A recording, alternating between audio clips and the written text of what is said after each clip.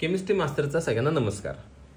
जो प्रॉब्लेम आपण बघणार आहे तो एन्थाल्पी ऑफ हायड्रोजनेशन. हायड्रोजनेशन म्हणजे हायड्रोजन ऍड करायचा. तर कशामध्ये ऍड करायचं? तर इथिलीनमध्ये ऍड करायचं. म्हणजे ETH मध्ये हायड्रोजन आपण ऍड करणार आहे. मग हायड्रोजन ऍड करण्याच्या प्रोसेसला म्हणतो आपण हायड्रोजनेशन. मग हायड्रोजनेशन केल्यानंतर काय तयार होतंय? तर इथेन तयार होतंय. मग त्यांनी काय केलंय? तर एन्थाल्पी ऑफ हायड्रोजनेशन त्यांनी दिलाय. एन्थाल्पी ऑफ हायड्रोजनेशन किती दिलाय त्यांनी?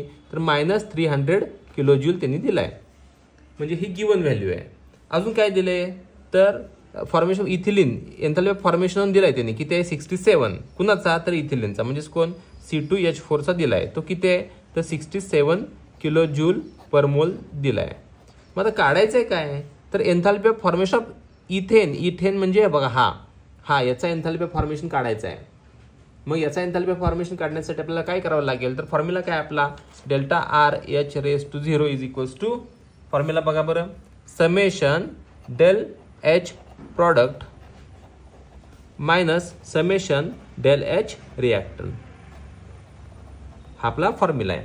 आता सगळ्या व्हॅल्यूज पुट करायच्या. मग कशा पुट करूया बघा बरं. डेल HR⁻⁴ H⁻⁴ किती दिलाय त्यांनी?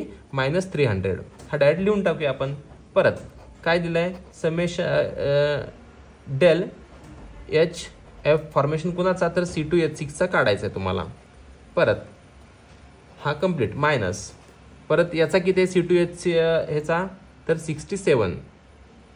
परत प्लस H2 एकच आहे इंटू H2 साठी किती घ्यायचं? असं 0. त्यामुळे हा 0च होईल. त्यामुळे हा काय घ्यायचा संबंधच नाही. आता मी काय करतो बघा बरं. तर हे जर सॉर्ट आउट करतो तुम्हाला कळण्यासाठी. Delta HF C2H6 -67. आता हा मायनस इकडे गेला तर काय होईल? प्लस होईल. म्हणजेच काय बघा बरं. Delta formation of C2H6 is equals to हा इथंच ठेवला. हा मायनस आणि इकडे आणला. म्हणजेच काय आला? -300 + 67. मग 300 मधनं हा वजा करायचा. मग किती राहतोय? -233 किलोजूल. म्हणजे एन्थाल्पी ऑफ